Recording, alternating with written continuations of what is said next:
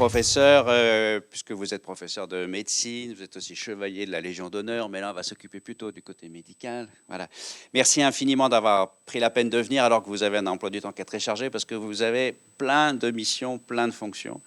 Et on en a parlé ensemble, et je les résumerai en trois grandes missions.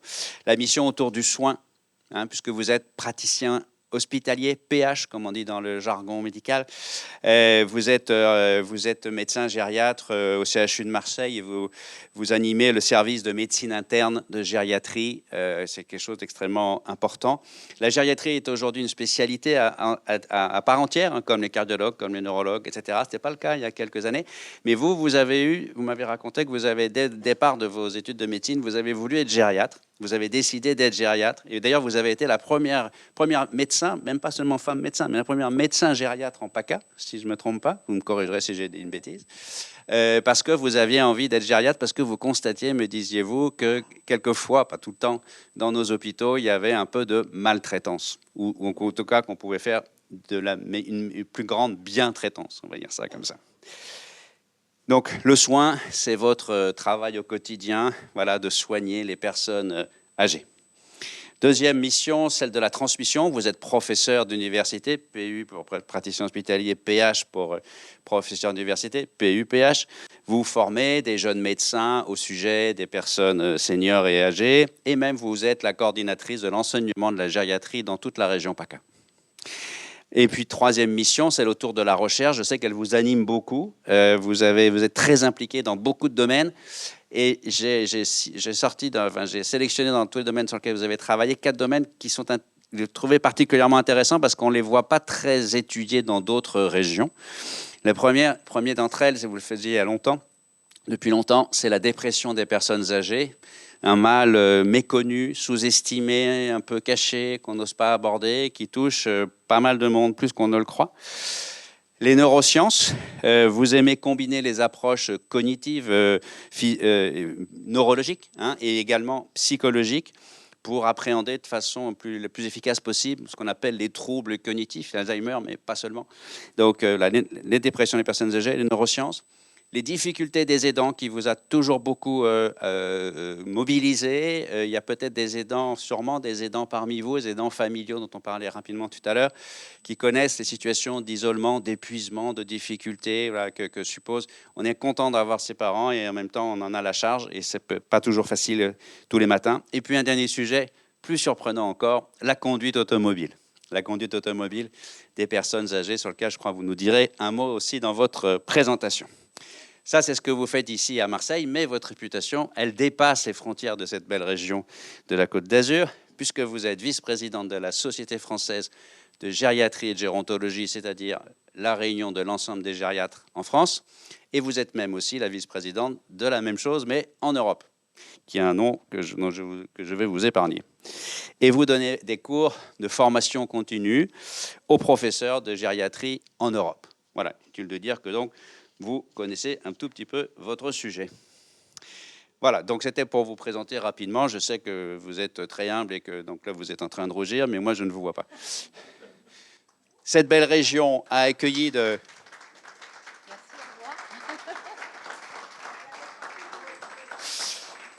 Cette belle région a accueilli de nombreuses années, comme vous le savez, le peintre Matisse à Saint-Paul-de-Vence sur la fin de sa vie, qui continuait à faire des collages, et la peinture, mais surtout des collages paralysés sur un lit, et qui disait, il y a une maxime que je vous transmets parce que je la trouve sympa, il disait, on ne peut pas s'empêcher de vieillir, mais on peut s'empêcher de devenir vieux.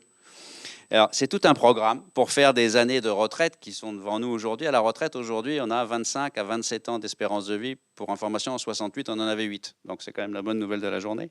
Faire donc de cette retraite une troisième mi-temps de la vie. Une troisième mi-temps qui va être heureuse et en bonne santé.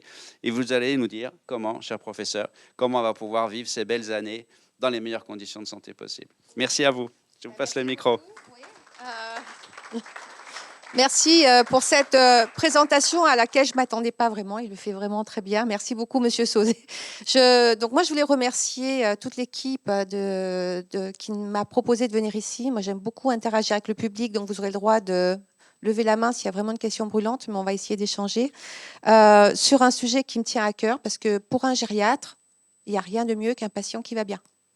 Et donc, moins on en voit, plus on est content. Mais sauf qu'on en voit beaucoup. Vous voyez ce que je veux dire? Donc, en fait, aujourd'hui, je ne vais pas vous raconter toutes les recettes qu'on doit faire pour les personnes âgées, mais plutôt vous donner un regard ou partager avec vous un regard qu'on essaye de faire partager aussi à des jeunes médecins pour justement, comme l'a très bien dit M. Sauzet, éviter d'avoir ce regard parfois négatif que l'on a non pas sur les personnes âgées, mais sur le vieillissement.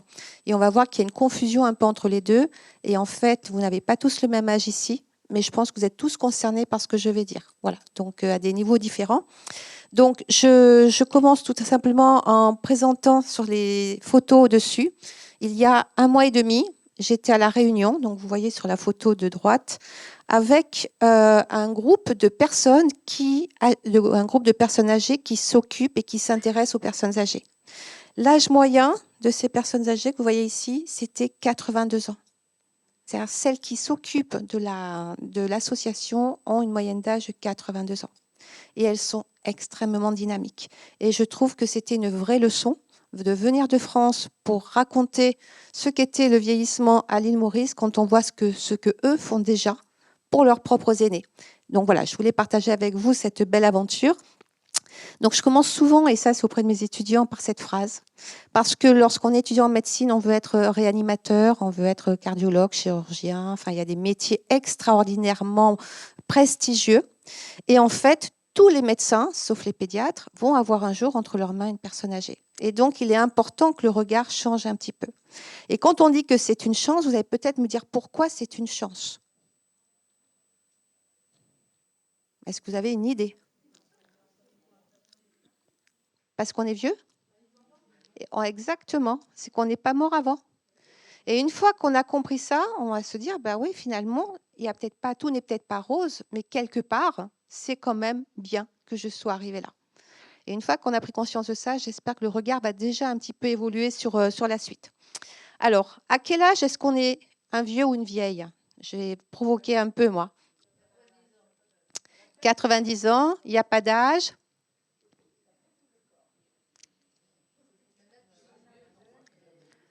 On n'est jamais vieux. Non, mais allez-y. Il y a des jeunes vieux, des vieux jeunes. Bon, en fait, on a beaucoup de mal à définir un âge, à quel âge on est vieux, parce qu'on mélange à la fois le vieillissement avec la personne âgée. Et en fait, lorsqu'on a ce mot senior, c'est qu'on ne sait pas trop comment dire quoi. Donc là, je vais déjà vous mettre 2 éléments différents. C'est qu'il faut vraiment distinguer le vieillissement de la personne âgée. Et après, j'aurai la question, à quel âge est-ce qu'on est une personne âgée? Très bien. Je vais vous faire venir dans mes cours de médecine. Hein. Quoi d'autre? Oui. Donc, en fait, ça dépend. Et c'est souvent pour la personne âgée, lorsqu'on me pose la question, c'est souvent, je me pose la question, qui me pose la question? Est-ce que c'est une personne âgée? Est-ce que c'est un médecin? Est-ce que c'est un journaliste? Est-ce que c'est une institution, l'Agence régionale de santé? Est-ce que c'est un laboratoire pharmaceutique qui veut faire une étude? Est-ce que c'est un groupe de chercheurs? Qui me pose la question? Parce qu'en fait, ma réponse dépend de celui qui me pose la question, ce qui montre bien qu'il n'y a pas un âge particulier. Alors, juste pour voir un petit peu, déjà le vieillissement, c'est quelque chose qui est défini, que l'on connaît tous, et nous sommes tous ici, présents, en train de vieillir. Donc, c'est pour ça que je vous dis aujourd'hui, vous êtes tous concernés par ce que je vais dire. Voilà. Mais on n'est pas au même niveau de son vieillissement. Et c'est les processus physiologiques qui modifient l'organe, donc c'est la tête et les jambes, ce que vous avez très bien dit, sachant que la petite particularité, c'est qu'on voit en fait le vieillissement comme un ensemble homogène, alors qu'en fait, à l'intérieur de nous-mêmes, chaque organe va vieillir différemment au sein d'un même individu. C'est-à-dire que mon vieillissement cardiaque n'est pas le même que mon vieillissement cérébral, qui est différent de mon vieillissement rénal, qui est différent de mon vieillissement pulmonaire. Tout cela lié à mes habitudes de vie antérieures, tout cela lié à mes habitudes de vie actuelles, à mes problèmes de santé éventuels, à ma génétique. Voilà. Il y a tout un facteur qui fait qu'au sein d'un individu, on ne vieillit pas pareil. Et donc, vous avez comme ça des personnes qui ont des problèmes cardiaques d'abord, d'autres qui ont des problèmes neurologiques, d'autres qui ont des problèmes psychiatriques. On ne vieillit pas de la même façon à l'intérieur. Et on va le voir tout à l'heure, entre les individus, c'est pas non plus le même vieillissement. Donc, vous voyez, ça devient déjà quelque chose de compliqué. Donc, d'uniformiser le vieillissement à un âge, ben, vous allez voir, et vous l'avez déjà commencé, ça n'a pas de sens pour nous, spécialistes de la personne âgée. Alors, si je regarde à quel âge est-ce qu'on est vieux, ben, je vous ai mis plusieurs âges. Et ça, c'est ce que j'essaye de faire comprendre aux gens. Il faut, lorsqu'on parle de personnes âgées, il faut arrêter de mettre des âges. Parce qu'en soi, et vous avez raison, c'est autre chose qui compte, et on va le voir. Mais il y a quand même des âges importants. Si on veut avoir le droit de rentrer dans une maison de retraite, à un EHPAD, c'est 60 ans. Ça, c'est institutionnel. Si on veut avoir l'allocation personnalisée d'autonomie, c'est 60 ans. C'est institutionnel. Si on veut avoir une définition sociale, c'est l'âge de la retraite. Et j'y reviendrai. Donc, il y en a qui sont de très jeunes retraités. Zidane a été un très jeune retraité du foot. Ce n'est pas pour autant qu'il était très vieux. Vous voyez ce que je veux dire? Donc, il y a également le regard, et on va le voir, du passage à la retraite. Certains l'ont vécu parmi vous, je le sais. Certains sont en train de le vivre ou d'autres vont le vivre.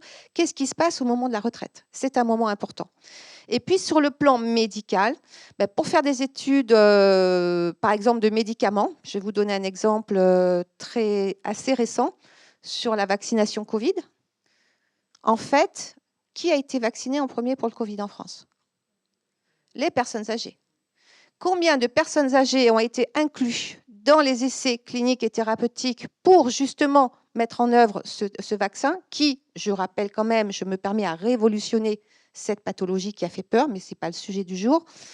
Et bien finalement, il y avait moins de 1% des gens qui avaient plus de 65 ans. Donc c'est très souvent, lorsqu'on fait des essais cliniques sur les médicaments, on les fait chez des gens qui sont jeunes. Et qui est-ce qui les consomme? Les vieux. On est d'accord. Donc, on y reviendra si besoin. Ensuite, vous avez des dispositifs que les institutions, l'Agence régionale de santé, etc., mettent en place. Ce sont des dispositifs du fait du vieillissement de la population. On va en parler rapidement, mais pas plus. En fait, ces dispositifs s'adressent souvent après 75 ans. Donc, si j'ai 72 ans avec un problème, on vous dira, ben non, vous ne rentrez pas dans le dispositif. Donc, il y a, et c'est là où on va en parler un peu, ce côté agiste, c'est qu'il y a des tranches d'âge, même lorsqu'on est jeune, on a le droit de faire des choses ou pas, il y a des tranches d'âge qui font que parfois, lorsqu'on a ce regard un peu plus général sur le vieillissement, on se rend compte que les gens ne rentrent pas dans les clous. Et notre rôle du médecin, et non pas que du gériatre, c'est d'essayer de trouver le meilleur parcours parce qu'il faut pouvoir rentrer dans le bon parcours pour le bon soin. Donc tout ça, c'est un travail qui se fait de façon régulière avec les autorités de santé, hein, mais qui demande d'être vigilant pour éviter qu'il y ait toujours ce côté clivant de l'âge. Après, et je termine avec ça, en maison de retraite, l'âge moyen actuellement, c'est 87 ans. Quand j'ai commencé mes études, enfin quand j'ai commencé ma gériatrie, je ne dirais pas quand, c'était 76 ans. C'est-à-dire qu'en quelques années, l'âge moyen dans une maison de retraite a pris 13 ans. Ce qui montre bien qu'on y va de plus en plus tard et qu'on reste de plus en plus longtemps à la maison. Et donc, on peut le faire. Vous voyez, c'est tout ça qu'il faut essayer de voir. Alors, je continue ensuite avec quelques éléments que vous connaissez. Ce vieillissement mondial, parce que nous, on regarde souvent dans notre nombril ce qui se passe dans notre région, dans notre pays, mais sur le plan mondial, il va y avoir une explosion en fait de personnes de plus de 65 ans, et on estime qu'en 2050, donc dans 25 ans, il y aura 2 milliards dans le monde de personnes de plus de 65 ans. Sachant que tous les pays ne vont pas vieillir à la même vitesse. L'Europe est déjà, j'allais dire, un vieux continent, au sens propre et au sens figuré du terme, parce qu'il y a depuis plusieurs années, depuis plus d'un siècle, il y a un vieillissement progressif de la population qui a été progressif, mais on a des pays pour lesquels ce vieillissement est brutal. Est-ce que vous avez l'idée d'un pays dans lequel le vieillissement est brutal? Je n'ai pas entendu. Non. Les États-Unis, au contraire, ils ont tendance... Alors, pour l'Afrique, qui est ici en blanc, en fait, on a l'impression que l'Afrique ne vieillit pas, mais c'est faux. En fait, il y a des jeunes et il y a des vieux, mais il y a quand même des personnes âgées en Afrique. Donc, la gériatrie est une spécialité qu'on est en train d'essayer de développer en Afrique. Parce qu'il faut prendre en charge ces personnes âgées, rien n'est fait pour eux. Donc, c'est en train un petit peu de venir. Il y a notre pays. C'est en train de changer, mais il y a effectivement une culture de la famille qui s'occupe des aînés, sauf que les femmes, et c'est ce qui favorise, les femmes commencent à travailler, il y a quand même la protection maternelle infantile avec une diminution de la natalité, et tout ça va augmenter le vieillissement de la population, et les femmes sont moins présentes, même si c'est encore vrai pour l'instant, surtout en Afrique subsaharienne, mais les femmes sont moins présentes qu'avant. Donc il y a un changement de culture. Bon, je vais vous donner la réponse, c'est la Chine. La Chine va vieillir très très vite. Pourquoi? Parce qu'on a la politique de l'enfant unique. Et donc, un enfant a 2 parents, 4 grands-parents, voire 8 arrière-grands-parents, et donc à un moment donné, il va y avoir une accélération brutale. Et donc, la Chine est en train de réaliser qu'il va falloir mettre en place une politique du vieillissement qui n'existe pas encore. Et en même temps, elle réalise que sa politique de natalité est en train d'accélérer le vieillissement de son pays.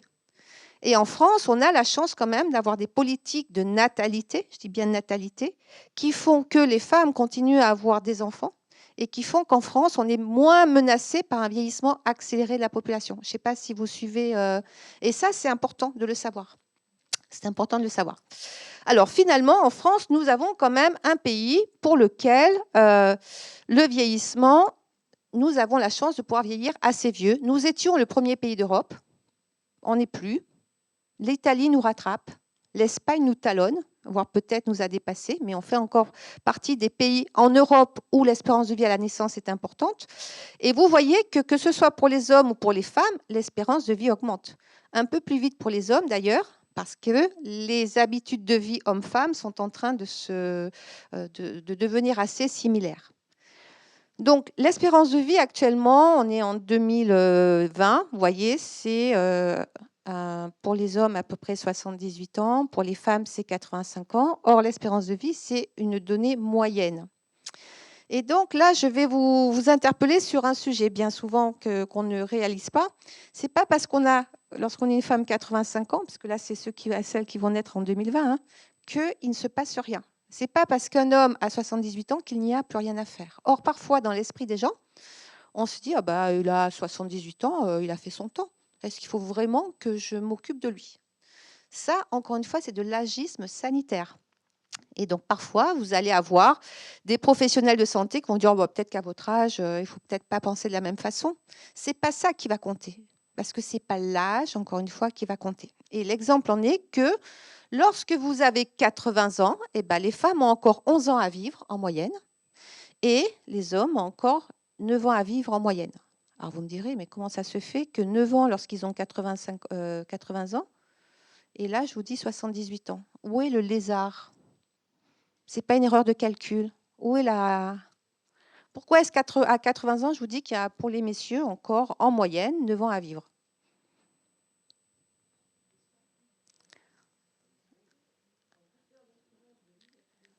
Exact, parce que lorsqu'on fait l'espérance de vie, on ne retient que ceux qui sont encore vivants. Donc, si vous êtes à 90 ans, vous avez encore une espérance de vie. Et ça, c'est un raisonnement qui est très important pour l'ensemble de la société, c'est qu'il n'y a pas un âge couperet en se disant avant on peut, après on ne peut pas. Ce qui compte, ce n'est pas l'âge, encore une fois, c'est comment est-ce qu'on est et dans quel état est-ce que l'on est. Et ça, c'est des messages qu'il faut vraiment essayer de véhiculer. Et dans la prévention, on est complètement là-dessus. Et nous, on est là pour aussi apporter ces messages-là. Nous, les médecins professionnels des personnes âgées. Donc, à quel âge est-ce que je commence à m'occuper des gens? Jusqu'à quel âge? En fait, l'âge en soi, pour moi, n'a pas de valeur. Vous voyez ce que je veux dire? C'est la personne qui va compter. Alors, je vais vous l'expliquer d'une façon encore un peu plus différente. Nous avons une espérance de vie à la naissance qui marche très bien. Hein, nous sommes parmi les meilleurs pays d'Europe pour les femmes et pour les hommes. Mais regardez ce qui se passe pour l'espérance de vie en bonne santé. En bonne santé, c'est-à-dire sans incapacité, sans dépendance, sans handicap. Et bien là, la France n'est pas bonne. La France, elle est vraiment dans un peloton, dans la deuxième partie du peloton de queue des pays européens. Et on peut estimer que finalement, il y a à peu près 20 ans de différence, c'est-à-dire qu'on va vivre 20 ans avec des incapacités. Et c'est là-dessus, c'est ça la prévention, c'est là-dessus qu'il faut travailler. Parce que la dépendance, c'est inconfortable, ça coûte cher à la société, à toute la société, ce n'est pas seulement à la sécurité sociale. Hein. Et puis, en termes de qualité de vie, ça impacte la qualité de vie. Donc, finalement, le rôle sanitaire, et là, c'est la prévention de santé, c'est surtout essayer d'améliorer ce gap qu'il y a là. Donc, je vais essayer de vous donner quelques pistes, mais je suis sûre que vous les connaissez déjà, peut-être en partie. Donc, j'ai fait une petite synthèse. Donc, ça, c'est une synthèse que je me suis préparée pour toujours essayer de simplifier. Sur cette diapositive, tout est dit sur le vieillissement. C'est compliqué, il n'y a rien, hein, il y a 3 mots. Bon. Donc, je vais essayer d'être un petit peu plus explicite. Mais vous voyez que le vieillissement, ça ne se limite pas à l'organe, ça ne se limite pas aux gènes, ça ne se limite pas comment dirais-je, à la biologie, hein, à la fonction rénale, etc. Ça comprend à la fois le physiologique et le biologique, oui. Ça comprend aussi le psychologique, qui a un rôle très important. Et ça comprend aussi tout ce qui est socio-environnemental, qui impacte énormément. Donc, je vais reprendre un petit peu chacun avec des petits exemples, hein, parce que je ne vais pas non plus vous donner tout le vieillissement. Ce serait trop long. Voilà, et vous auriez faim. Donc, en pratique, je vais prendre l'exemple de la vue. Voilà. Lorsqu'on vieillit, la vue change. Et il y a quelqu'un qui a été très fort par rapport à ça, qui très tôt a vu ce challenge-là. Quelle est cette personne-là? Afelou. Trop fort, trop fort. Parce que il a fait les Fortis, parce que la presbytie commence en général vers 40 ans, puis 2 gratuites, puis je crois que maintenant c'est 3, ou les lunettes de soleil, etc. Et effectivement, lorsqu'on prend de l'âge, l'acuité visuelle diminue un petit peu. On a du mal à discriminer les couleurs, donc celles qui font de la couture ou qui font de la broderie ont parfois du mal à distinguer le vert du vert. Il y a une sensibilité à la lumière qui devient moins bonne, ce qui veut dire que lorsqu'on conduit la nuit, on est ébloui par les phares, ou quand vous êtes dans un tunnel où brutalement c'est sombre et vous ressortez, vous êtes ébloui par la lumière, hein, c'est parce que l'œil a du mal à accommoder. C'est un vieillissement normal. Ça n'est pas lié à la cataracte, ça n'est pas lié à la dégénérescence maculaire liée à l'âge, ce n'est pas une maladie, c'est le vieillissement normal de l'œil qui commence plus ou moins tôt selon l'exposition qu'on a eue, mais qui commence vers 40 ans en général. Donc vous voyez, il n'y a pas un âge de début, c'est vers 40 ans. Même chose pour l'ouïe. Et là, Felou est très fort aussi, puisqu'il vend maintenant les lunettes et les appareils auditifs en même temps. Donc, il est très, très fort. Il y a 20 ans, c'était honteux de porter des appareils auditifs. Maintenant, vous avez remarqué que ça devient quelque chose de beaucoup plus démocratisé. Je n'ai pas dit pas cher, j'ai dit démocratisé. On accepte de les porter. On a un président qui portait des oreillettes. Et finalement, qu'est-ce qui est le plus atteint? Ce sont souvent les sons aigus qui sont atteints avec l'âge, vous voyez. Et donc, lorsqu'on entend mal, ça ne sert à rien de crier de façon aiguë et forte, ça ne marche pas. Et donc, on essaye d'expliquer à nos jeunes étudiants que face à quelqu'un qui n'entend pas bien, il faut baisser la voix et parler lentement. Et ça, c'est des petites choses qui sont importantes. Le message, c'est que plus on attend, sans correction, plus ça va s'accentuer, plus ça va être difficile de corriger. Et donc, il vaut mieux corriger très tôt un début de déficit auditif que d'attendre trop tard quand on ne pourra plus rien faire, puisque les appareils amplifient les sons, tous les sons. Donc, si vous êtes vraiment à une hypoacousie sévère, vous allez amplifier tous les sons, y compris les klaxons, y compris le téléphone, etc. Et donc, c'est très désagréable. D'où l'idée de le faire assez tôt et ne pas attendre d'être totalement sourd pour voir si ça peut marcher. Voilà. Donc, vous voyez, c'est des petits messages de prévention qui sont d'autant plus importants, on va le voir tout à l'heure, qu'ils sont essentiels pour une qualité de vie et pour un bon vieillissement aussi cognitif. Vous avez également le troisième sujet, ça nous concerne tous, c'est le muscle. Quand on vieillit, jusqu'à 30 ans, on va bâtir et construire du muscle. À partir de 30 ans, on peut le maintenir, mais quoi qu'il arrive, on va avoir une perte musculaire. Et vous voyez ici que un muscle jeune et un muscle d'une personne plus âgée. Je n'ai pas donné d'âge encore. Et vous voyez qu'il y a des infiltrats graisseux qui font que le muscle est moins performant. Du coup, lorsque jeune, on ne fait aucune activité physique, on ne construit pas de muscle, et après, ça va être compliqué de le garder. Ça, c'est le premier message. Deuxième message, c'est que lorsqu'on a bâti du muscle, il faut l'entretenir. Sinon, on va avoir une perte musculaire. Et la perte musculaire a pour conséquence d'avoir une faiblesse musculaire, d'avoir une diminution des performances à la marche, et ça peut être un facteur favorisant les chutes. Or, on n'arrête pas de dire qu'il faut essayer d'éviter les chutes. Donc, rester sédentaire, assis, sans bouger, vous accélérez votre fonte musculaire. Et le message qu'on fait souvent passer à l'hôpital, mais que je fais passer à ceux qui ont des personnes âgées autour de vous, laisser sur un fauteuil ou dans un lit une personne âgée, c'est accélérer le vieillissement musculaire. Et quand elle va vouloir se lever, et ben finalement, on va dire trouble de la marche, incapacité à la marche, et hop, on a entraîné une dépendance. Donc, je vous parle de choses très simples de la vie courante. On n'est pas sur les organes, on est juste sur du fonctionnel. Ce fonctionnel est très important. Donc, si je reprends un petit peu mon petit tableau, je regarde un petit peu l'heure. Si je reprends mon petit tableau, il y a également ce vieillissement psychologique où je vais être assez rapide, parce qu'il y en a qui ont écrit des livres entiers sur le sujet, donc je ne vais certainement pas tout reprendre. Mais il y a 3-4 éléments importants à connaître lorsque l'on vieillit. Et il est clair que plus on accepte ces événements en vieillissant, plus on s'adaptera à ce vieillissement, plus on va compenser les difficultés rencontrées et mieux on va se porter en termes de vieillissement. Donc, ce n'est pas le bien vieillir, c'est vieillir en santé ou en meilleure santé. Vous voyez, parce que bien vieillir, ça vous donne l'idée que y en a qui vont mal vieillir. Donc, est-ce qu'ils ont fait une erreur? Pas forcément. Il y a quand même des événements de vie qui peuvent arriver, on est d'accord.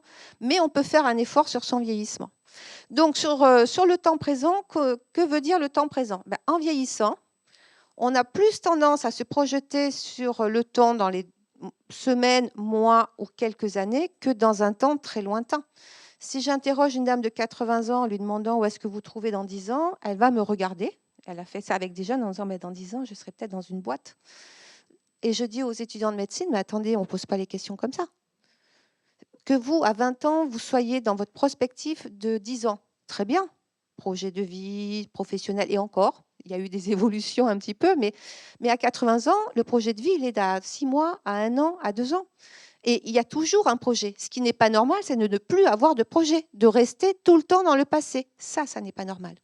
Et à tout âge, ça n'est pas normal. De dire avant, maintenant, ça ne sert à rien, avant, c'était mieux, ça n'est pas normal. Sur l'espace, il y en aurait des choses à dire aussi. Mais sur l'espace réduit, ça veut dire quoi? Ça veut dire que lorsqu'on prend de l'âge, on a tendance à réduire ses envies de voyager. C'est-à-dire quelqu'un qui a été, je ne sais pas, un grand voyageur en France parce que son métier l'obligeait à voyager partout, à un moment donné, il va avoir envie de rester un peu dans sa ville, voire dans son quartier ou son village. Il n'a plus trop envie d'aller voyager partout. Il aime bien être là où il est. Mais ce qui n'est pas normal, c'est qu'il reste enfermé à la maison. Ça n'est pas normal. Donc, quelqu'un qui ne veut pas sortir, ça n'est pas normal. Il faut faire sortir les personnes âgées. Parce qu'autrement, elles deviennent sédentaires. Fonte musculaire, ennui, solitude, et hop, je vais dans le versant négatif. Or, justement, il faut qu'elles aillent dehors. Donc, lorsqu'on me dit, il fait chaud, il fait froid, il y a du vent, il pleut, toutes les bonnes raisons pour ne pas sortir, je réponds, ce n'est pas mon problème, il faut sortir. Enfin, c'est vraiment des messages comme ça importants. Et puis, dernière chose sur l'espace réduit, c'est que comme on a des repères un petit peu dans son quartier, dans sa ville, lorsque les enfants ont l'idée de dire quand même, maman habite loin, elle est toute seule, ou papa, il se sent un peu seul, il est isolé, je vais l'amener à la maison, à côté de chez moi, j'ai trouvé un petit studio, un petit appartement super sympa. OK, est-ce que la personne va s'adapter dans ces nouveaux repères? Plus on le fait tard, plus elle a des difficultés de santé, plus l'adaptation va être difficile, voire impossible. Donc, lorsqu'on réfléchit à ça, il faut réfléchir à quand, pourquoi, comment, toujours dans l'intérêt de la personne âgée. Pour ce qui est du caractère, c'est juste le caractère que nous avons tous, nos traits de caractère premiers. On a tous un trait de caractère dominant. En fait, il va être encore plus important. Donc, je suis quelqu'un de méfiant, je vais devenir très méfiant. Je suis quelqu'un qui regarde mes sous, je vais devenir un peu avare. Je suis quelqu'un qui n'aime pas rencontrer les gens, je vais devenir encore plus se replier sur moi. Je vais comme ça avoir des renforcements. Ce qui n'est pas normal, c'est la personne qui va transformer son caractère. Le caractère qui change brutalement lorsqu'on a 75-80 ans, c'est pas normal. Et j'ai envie de dire, dans ces cas-là, on a de quoi s'inquiéter. Il faut peut-être aller voir le médecin en disant, il s'est passé quelque chose, il a complètement changé de comportement et de caractère. Ça n'est pas tout à fait normal. Pour ce qui est de ce qu'on appelle perte narcissique, changement de statut, là encore, je pourrais passer un certain temps, mais je vais aller assez vite. Ça veut dire quoi en pratique? Ça veut dire que lorsqu'on vieillit, il y a des choses qui changent. Alors, il y a les cheveux qui blanchissent, ou on perd les cheveux. Il y a le corps qui se transforme, il est un petit peu moins sexy que ce qu'il a pu être. Hein. On prend un peu des fesses, on prend les seins chez les dames sont un peu moins solides, il y a un peu de ventre qui pousse, voilà. Donc on est un petit peu moins, j'allais dire, attractif. En même temps, en face de soi, le conjoint ou autre, c'est pareil. Donc le regard change un petit peu. En même temps, on arrive à un âge qui s'appelle la retraite. Donc là, je n'ai pas d'âge non plus. Donc je vais, au moment de la retraite, perdre quelque chose auquel je tiens beaucoup, c'est le statut social. Quand je pars à la retraite, je suis un retraité. Que je sois professeur de médecine, chauffeur de taxi, boulanger, je ne sais pas, mettez tous les métiers du monde, je suis un retraité. Et vous avez des personnes qui ont énormément de mal à accepter l'idée qu'elles ne sont plus qu'un retraité. Et à tel point que nous avons quand même des patients, si j'en parle, c'est que ça impacte, hein, des patients qui viennent à l'hôpital pour des problèmes de santé, X, Y, Z, et lorsqu'on leur demande comment s'est passée la retraite, on voit quelque chose s'effondrer. Alors, qui du patron qui a dit là, c'est plus ton temps, c'est fini, demain tu t'en vas. Qui du collègue en disant maintenant, tu es un peu trop vieille, donc laisse la place aux jeunes. Qui. Et donc, l'acceptation a été très mauvaise parce qu'il n'y a eu aucune préparation. Et donc, en fait, il y a un effondrement. Donc, c'est dépression, douleurs chroniques, troubles du sommeil. Enfin, je pourrais vous citer des tas de plaintes, mais qui sont en partie liées à ce départ à la retraite. Et puis, il y a les enfants qui partent. Dernier point, c'est un peu l'âge où ils partent. Donc, il y a le nid vide, plus d'enfants, un époux qui a un peu changé et qui a des idées peut-être différentes de ce qu'il avait, un métier qui n'est plus là. Et donc, il faut réapprendre à vivre cette troisième vie. Si bien que, et je pense que c'est aussi le cas chez Generali et toutes les prévoyances, on fait maintenant des préparations de départ à la retraite, pas seulement sur combien vous allez gagner, ce qui est important, mais c'est surtout comment préparer sa retraite pour ne pas se retrouver dans un isolement important. Donc, je ne citerai aucun nom, mais il y a des professeurs de médecine à Marseille qui ont dans les 75-80 ans, qui viennent tous les jours à l'hôpital, qui ont gardé leur bureau, ils ne peuvent pas quitter le bureau.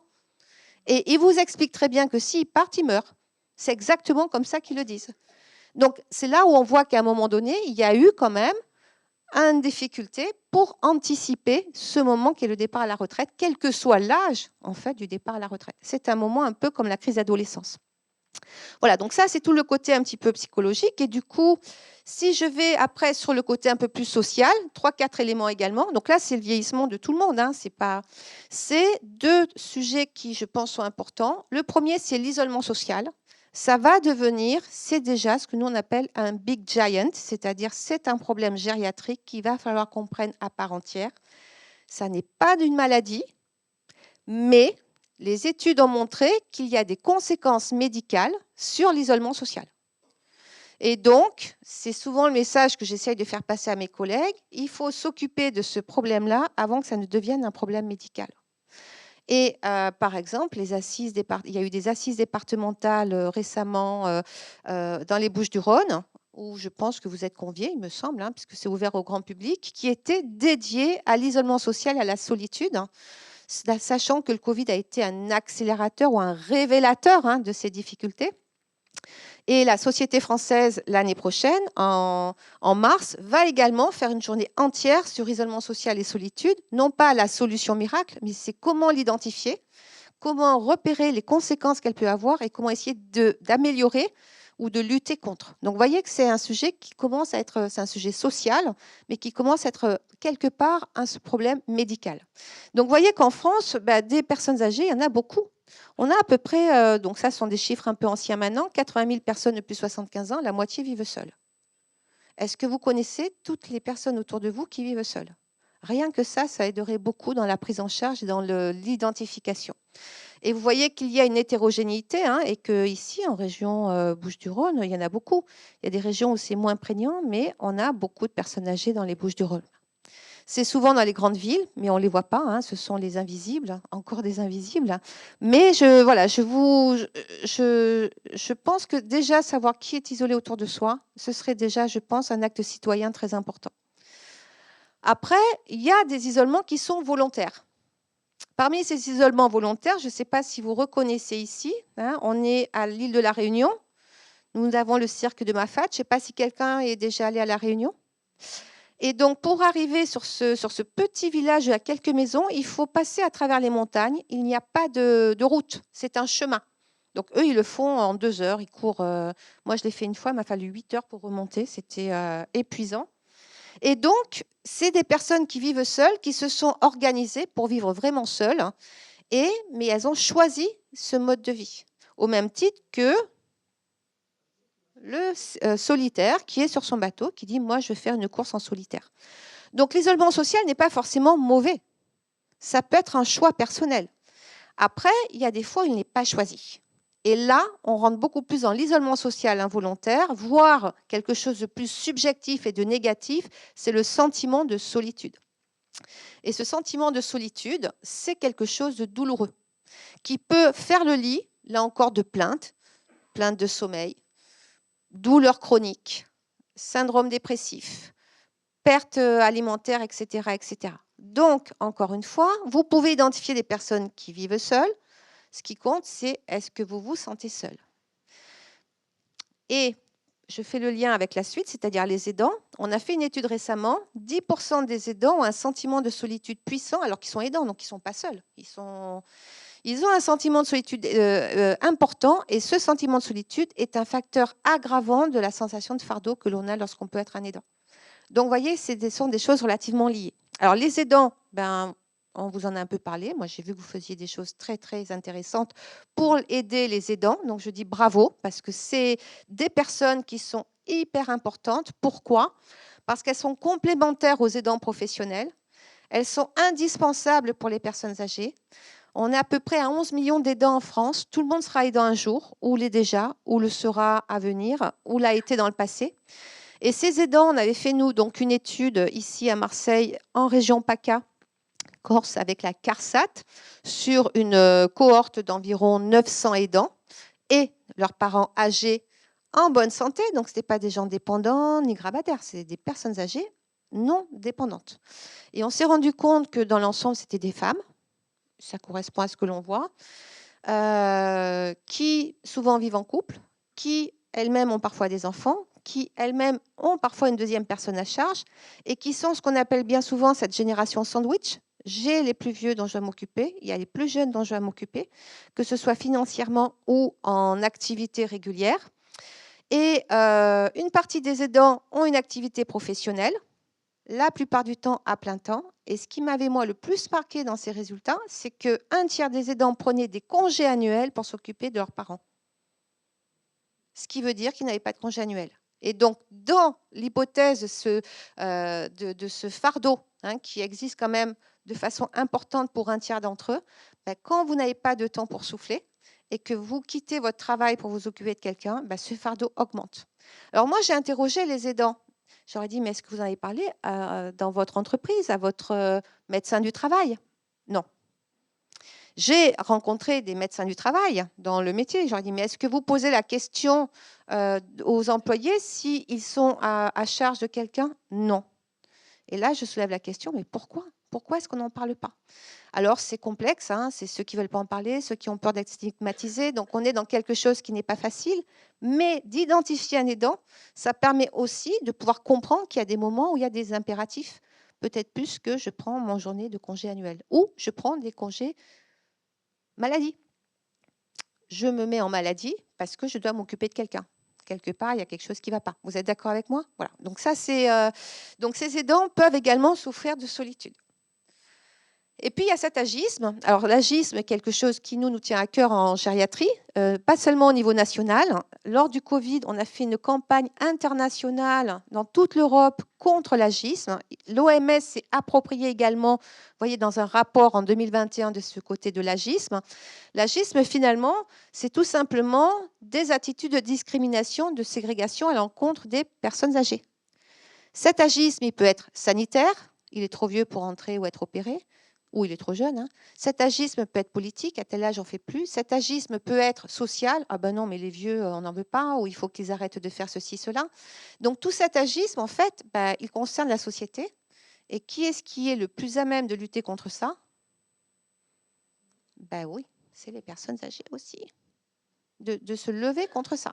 Donc sachez que c'est quelque chose de latent qui a ressurgi très fortement au moment du Covid. On l'a ressenti, le Covid a fait réémerger beaucoup de choses. Et c'est pour ça qu'il y a eu cette campagne. Vous voyez là-haut, c'était en 2020. Et c'était notre chargée de communication à la Société française, qui s'appelle Caroline Pastorelli et qui est journaliste, qui a mobilisé toutes les sociétés, associations, pour essayer de faire une campagne internationale. Et je pense qu'elle a réussi. Voilà, donc je conclus sur cette partie un peu longue, parce qu'après, ça va être beaucoup plus rapide. Le vieillissement en santé, c'est possible. Il y a ce vieillissement qui fait qu'on peut avoir des modifications, alors pas d'âge toujours, mais des capacités moindres, personnelles, intrinsèques, sur la mobilité, la mémoire, l'état nutritionnel, etc., même si on peut lutter contre. Mais ce qui compte le plus, c'est ça, c'est la mobilité fonctionnelle, c'est être capable de continuer à faire ce que l'on veut, quand on veut, avec qui on veut. Et c'est là-dessus qu'il faut jouer. Et la vraie prévention, je pense, à un âge même avancé, c'est de pouvoir rester sur ce gap et éviter d'arriver là. Donc, lorsqu'on est une personne âgée et qu'on est en bonne santé, on s'adapte à son vieillissement. Et s'adapter à son vieillissement, accepter son vieillissement, c'est le meilleur moyen de pouvoir progresser avec son vieillissement. Donc ça, vous en êtes convaincus pour ceux qui avaient commencé à vieillir, qui en êtes conscients.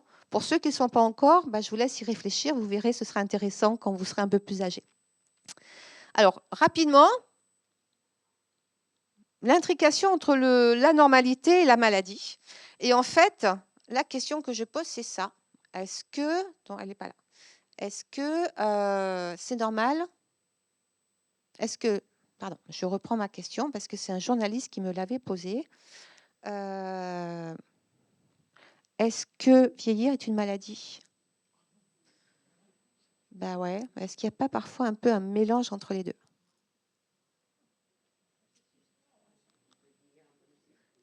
On peut vieillir en bonne santé et on peut être malade à un âge beaucoup plus jeune. Encore faut-il en être conscient. Parce que penser que vieillir est une maladie, c'est avoir avec nous et par des personnes qui vont se dire, docteur, et je l'ai eu en cabinet, enfin dans mes consultations, docteur, qu'est-ce que je dois faire pour ne pas vieillir? J'ai eu cette question. Qu'est-ce que j'ai pu répondre? Délicat comme question. Donc j'ai répondu que je ne pouvais rien faire pour ça. Mais je pouvais peut-être les aider à vieillir en santé. Et donc, il y a ce mélange. Et croire que la médecine peut éviter de vieillir, c'est aller vers des médecines anti-aging, aller vers des modifications corporelles, etc., pour donner l'impression qu'on ne vieillit pas. Malheureusement, on vieillit quand même. D'où l'importance de s'approprier le fait que vieillir est une situation physiologique. Ce qui est le plus important, c'est de lutter contre la survenue de certaines maladies qui peuvent accélérer le processus du vieillissement, ce qui est un petit peu différent. Voilà. Alors, le vieillissement est très hétérogène, donc je vous l'ai dit tout à l'heure. On a 3 types de personnes d'un certain âge. Une majorité, et c'est ce que je dis aux médecins en disant la plupart, on ne les voit pas, ils vont bien. C'est super, à part le médecin traitant. Et puis, il y a ceux qui vont vraiment pas bien. C'est ceux qu'on voit souvent à l'hôpital, en maison de retraite, etc. Puis au milieu, il y a un groupe un petit peu difficile à identifier lorsqu'on n'a pas l'habitude. C'est ce qu'on appelle les personnes dites fragiles. Donc, lorsqu'on est fragile, on n'est pas dépendant. Lorsqu'on est fragile, on est chez soi, on a peut-être des problèmes de santé, on se mobilise, on est capable de manger, on est capable de s'habiller, on est capable de faire plein de choses. Sinon, on est dépendant. Et cette fragilité, ça intéresse énormément les gériatres parce qu'on se dit que la prévention, pour nous, elle est là. Si on arrive à repérer ces personnes fragiles et si on fait tout ce qu'il faut pour les rendre robustes, on a fait gagner des années de vie en santé aux personnes âgées. Par contre, si on attend trop longtemps, le risque, il est de devenir dépendant et là, on a loupé le train. Alors, c'est les gériatres qui pensent comme ça, mais les médecins généralistes devraient penser comme ça. Tous les médecins devraient penser comme ça. C'est d'identifier cela. Alors, on a des petits moyens de les identifier. Et je vous en ai donné deux, je ne vais pas vous faire tout. Et c'est l'équipe de Toulouse qui l'a travaillé. Alors, je vais vous le lire à haute voix pour ceux qui sont loin parce que ce n'est pas facile à voir. Si je l'ai mis là, c'est parce que c'est la Haute Autorité de Santé qui a retenu ce petit questionnaire que vous pourriez vous poser, que vous pourriez poser à votre entourage, qui est le suivant. Est-ce que la personne vit seule? Si elle vit seule, il y a un risque de fragilité. J'ai 3000 exemples à vous donner, mais je ne vais peut-être pas le faire là tout de suite. Est-ce que la personne a perdu du poids sans le vouloir ces 3 derniers mois? Ça se voit tout de suite quand quelqu'un perd du poids. Moi, je vois quelqu'un, récemment, j'ai la chance d'avoir encore mes parents. Mon père a perdu au moins 3 kilos. Donc, je lui ai dit, tu as perdu 3 kilos. Mais non, je ne les ai pas perdus. Je l'ai mis sur la balance. Il avait perdu 3 kilos. Ça se voit, d'accord? Parce que quand on connaît les gens, on le voit. Est-ce que la personne se sent plus fatiguée ces derniers mois? Est-ce qu'elle se plaint de fatigue au lever? Est-ce qu'elle se plaint de fatigue dans la journée? Ça, c'est quand même un signe qu'il va falloir approfondir. Est-ce qu'elle a du mal à se déplacer plus qu'avant? Est-ce qu'elle se plaint de sa mémoire? Ça ne veut pas dire qu'elle a un problème de mémoire. Est-ce qu'elle s'en plaint? Et derrière, il y a beaucoup de possibilités. Et puis, la dernière chose, c'est est-ce qu'elle a une vitesse de marche qui est normale? Alors, vous me dire, la vitesse de marche, qu'est-ce que ça a à faire? La vitesse de marche, c'est un outil extrêmement intéressant pour voir ces personnes fragiles. Donc, j'ai fait un petit graphique pour vous le prouver, si je peux, qui est le suivant. Vous avez en vert, en rouge et en jaune 3 lignes différentes. Ce schéma reprend des données d'environ 35 000 personnes. Donc, c'est une modélisation. Hein. Donc, 35 000 personnes ont eu une vitesse de marche qui a été mesurée et ont été suivies entre 6 ans et 22 ans dans des cohortes américaines. Et on a demandé à quel âge est-ce qu'ils étaient morts, puisque aux États-Unis, les décès, on les a toujours recensés. Et la réponse, donc ça c'est le schéma de la réponse, hein, sinon c'est trop long pour vous. Et la réponse est la suivante. Lorsque vous êtes une personne qui marchait 0,5 mètres par seconde, c'est-à-dire vous mettez 8 secondes pour faire 4 mètres, à 65 ans, eh ben, vous avez moins de 5% de chance d'être encore en vie à 95 ans. Ça décoiffe, hein? Si vous marchez 1 mètre par seconde à 65 ans, donc vous mettez 4 secondes pour faire 4 mètres, vous avez quand même un tiers de chance d'être encore en vie à 95 ans. Si vous marchez 1,6 mètres seconde à 65 ans, vous avez 70% de chance d'être encore, 60% de chance d'être encore en vie à 90 ans. Le message, c'est quoi? Parce que bon, une fois que j'ai dit ça, il faut marcher vite, vite. C'est-à-dire que quand quelqu'un marche lentement, ben, la rééducation a du sens parce qu'on va lui dire, il faut que tu essayes de marcher plus vite. Ça, c'est simple. Hein, et dans la rue, vous allez les repérer, ces gens-là. Du coup, là, je suis en train de vous dire des choses. Hein. Alors, voici pour la voiture. C'était pour faire un petit clin d'œil à M. Sauzet. Pour la voiture, on a essayé de remettre ça un petit peu sur les robustes, fragiles et dépendants. Lorsqu'on est dépendant, ben, la conduite automobile, c'est pas fini. Il va falloir apprendre à l'arrêter. Le médecin est là pour vous aider et vous accompagner. Mais bien sûr, encore faut-il qu'il y ait des moyens de transport en commun ou que les mairies aient mis en place des moyens de se déplacer qui ne soient pas trop onéreux. Ça n'est pas le sujet du jour, mais ça en fait partie. Lorsqu'on est fragile, eh ben, on peut aménager un peu son permis. On va essayer de préparer la personne à des alternances à la conduite. C'est-à-dire que pour aller, par exemple, à Avignon, peut-être que le train, c'est possible. Est-ce qu'il faut absolument prendre la voiture? Pas forcément. Et si on doit aller chercher son pain à 200 mètres, est-ce que c'est pas mieux de prendre ses 2 pieds plutôt que de prendre la voiture? Donc nous, on est là vraiment pour essayer d'aider à ça. Cependant, il y a des fois où la voiture peut être importante. Et selon où on vit, elle est même indispensable. Donc on est un peu dans cet entre-deux où on va dire, ben, vous conduisez pour aller faire les courses et voir vos enfants, arrêtez de prendre la voiture pour aller à Paris en voiture. S'il vous plaît. Non, il y en a qui le font, hein, à 90 ans. Les amoureux de la voiture ne quittent pas leur voiture. Et puis, lorsqu'on est robuste, quel que soit l'âge, ben là, on va dire attention, si vous êtes en difficulté, on va s'adapter. Essayez de contrôler un petit peu la vue, l'ouïe, d'être en santé pour pouvoir continuer à conduire. Donc, ce n'est pas un âge que je donne, c'est une situation médicale. Voyez, et c'est ce qu'on essaie un peu de défendre actuellement avec toutes les histoires qu'on entend au niveau national. Alors, puisque le vieillissement n'est pas une maladie, tout simplement, je regarde, il me reste encore 10 minutes, c'est ça? C'est OK? Voilà. Il y a 2 sujets qui sont importants, je pense, à signaler. Le premier, c'est qu'en vieillissant, effectivement, on a plus de risques d'avoir plusieurs maladies. Je parle de maladies. Alors, c'est quoi les maladies? Hypertension, fibrillation auriculaire, arthrose, ostéoporose, dépression, Donc diabète, je l'ai dit. Non, je ne l'avais pas dit. Donc le diabète, bien sûr. Il peut y avoir l'hypercholestérolémie, qui n'est pas vraiment une maladie. Mais bon, on a plein de maladies chroniques. Et puis, lorsqu'on a 2 maladies chroniques, eh ben, on appelle ça être polypathologique. Donc j'ai 2 maladies chroniques, je suis polypathologique, j'ai 2. À quoi conduisent le fait d'avoir 2 pathologies chroniques? On va le voir, c'est au fait qu'on va consommer du médicament. Mais je voudrais faire un petit point de vigilance suivant, c'est qu'à 25 ans, il y a quand même déjà 3-4% de gens qui ont 2 maladies chroniques et on a 10% de jeunes qui ont déjà une maladie chronique. Donc la maladie chronique n'est pas liée à l'âge. Plus on vieillit, plus on en a plusieurs, mais ce n'est pas pour autant qu'on est obligé d'en avoir. Puisque si vous regardez là-haut, ben, à 85 ans, il y en a à peu près 10% qui n'ont aucune maladie, mais vieillissent. Ça existe. Donc voilà, vous voyez, il n'y a pas d'obligation de cause à effet immédiate. On peut être âgé non malade, on peut être jeune avec plusieurs maladies chroniques, malheureusement. Je ne dis pas que c'est une bonne nouvelle. Mais voilà, il ne faut pas amalgamer les deux. Et comme je disais à côté, ben, du coup, on va consommer des médicaments. Et les ordonnances comme ça, on en voit tous les jours.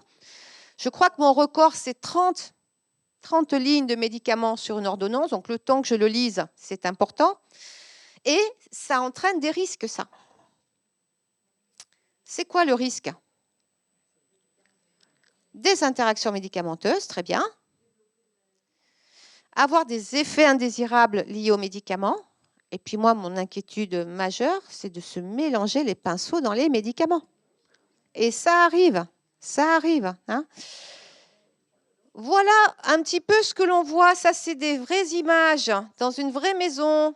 Voilà ce qu'il y avait chez des personnes âgées. C'est quoi ça? C'est j'ai fait mes courses chez le pharmacien, je garde tous mes médicaments, j'ai une pharmacie chez moi, hein, plus ou moins valable, parce qu'il y a peut-être des médicaments qui ne sont plus valables, que je garde au cas où j'ai un jour un problème pour prendre un médicament, que je vais prêter à ma voisine si un jour elle est en panne, elle a le nez qui coule, j'ai le médicament qu'il faut, elle ne dort pas, j'ai le médicament qu'il faut, hein, on est d'accord?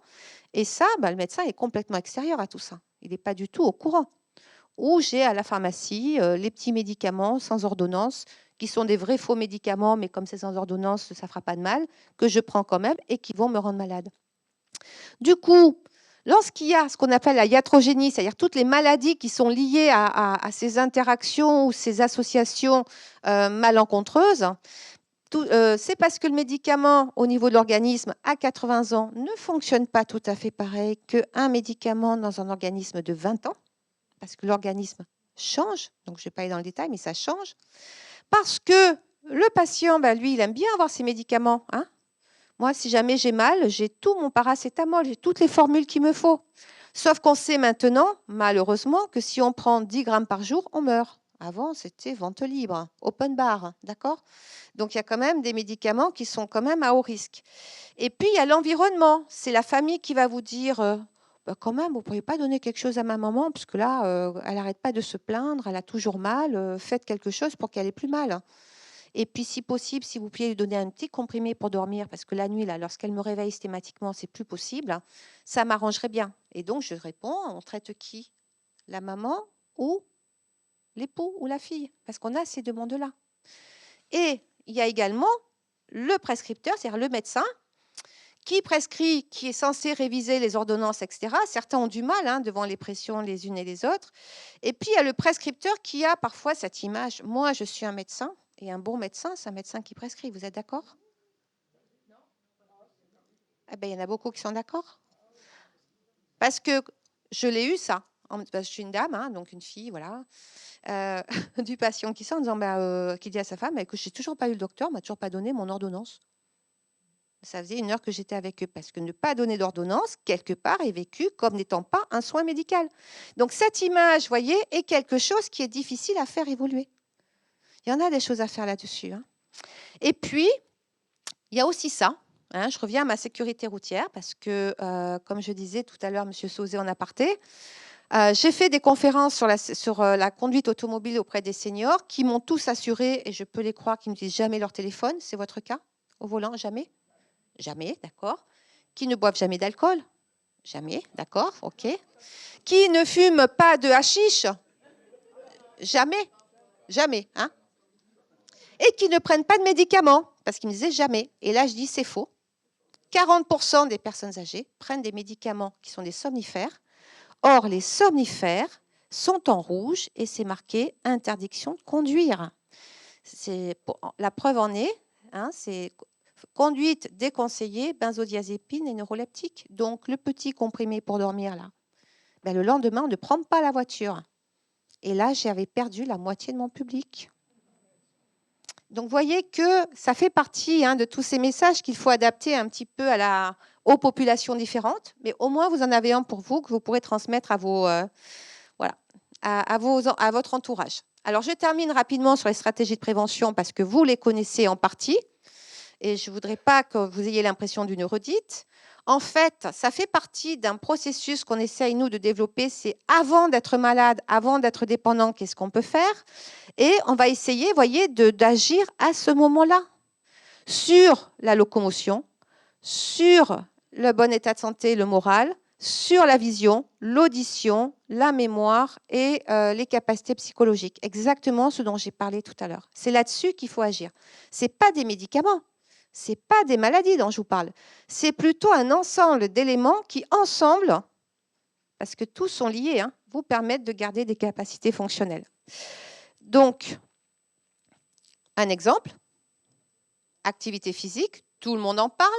Même l'OMS a fait des recommandations internationales sur l'activité physique après 65 ans, donc je crois qu'on ne peut pas dire qu'on ne savait pas. Et vous savez tous que c'est 150 à 300 minutes par semaine. Donc ça peut être 30 minutes par jour, ça peut être 3 heures en même temps, c'est comme vous voulez, mais il faut le faire à tout âge. Donc il ne faut pas commencer à 65 ans, mais on peut commencer à 65 ans. Ça commence à quel âge ça? L'activité physique. Tout le temps. Bah oui, mais regardez ce que font souvent les ados. Est-ce qu'ils sont vraiment là-dedans? Je pense qu'on est en train de créer, hein, des générations de sédentaires. Voilà. Donc, ça fait partie des messages. C'est dès que le vieillissement commence, c'est-à-dire dès qu'on a atteint l'âge adulte, il faut être là-dedans. Après, il faut avoir des activités variées. Donc, faites ce que vous aimez et non pas faites ce que l'autre dit qu'il faut faire. Faites ce que vous aimez. Vous aimez nager, vous nagez. Vous aimez marcher, vous marchez. Vous aimez faire du vélo, faites du vélo. Faites ce que vous aimez parce que si on vous oblige à faire quelque chose que vous n'aimez pas, vous ne le ferez pas. Alors, on demande quand même parfois des activités de renforcement musculaire. Est-ce que je peux vous donner un exemple très simple de renforcement musculaire? Allez faire les courses. Portez vos paquets. Eh bien, c'est lourd. Eh bien oui, renforcement musculaire, c'est justement le pack d'eau. Donc, vous pouvez acheter des haltères, etc. Mais si vous portez vos packs d'eau, vous allez voir que vous faites du renforcement musculaire. Donc, vous le faites dans votre vie courante. Vous le faites. Pensez que ça fait partie des choses utiles pour avoir une activité physique. Après, l'hydratation. Danser, c'est très bien. Si vous aimez danser, c'est exactement ce que j'ai mis là, hein. Voilà, la danse, le tai chi, tout est bon. Faites ce que vous aimez.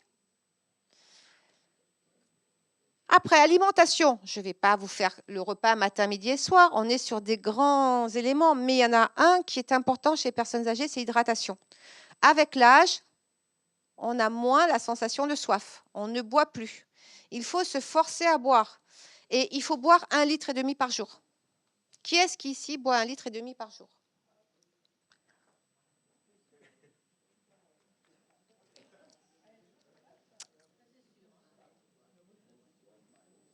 D'accord. D'accord. Je pourrais vous donner des pourcentages, je ne vous les donnerai pas. D'accord. OK. Ça, c'est l'alimentation. Donc, l'alimentation, je ne vais pas vous dire entrée, plat, dessert, cuisine méditerranéenne. Oui, on est tous d'accord. Ce qui est important, c'est qu'on a moins faim lorsqu'on prend de l'âge. Donc, plutôt que faire des plats très gros, il vaut mieux faire des plats un peu concentrés et plus riches en calories. Car, un message majeur, on ne fait pas de régime après 65 ans.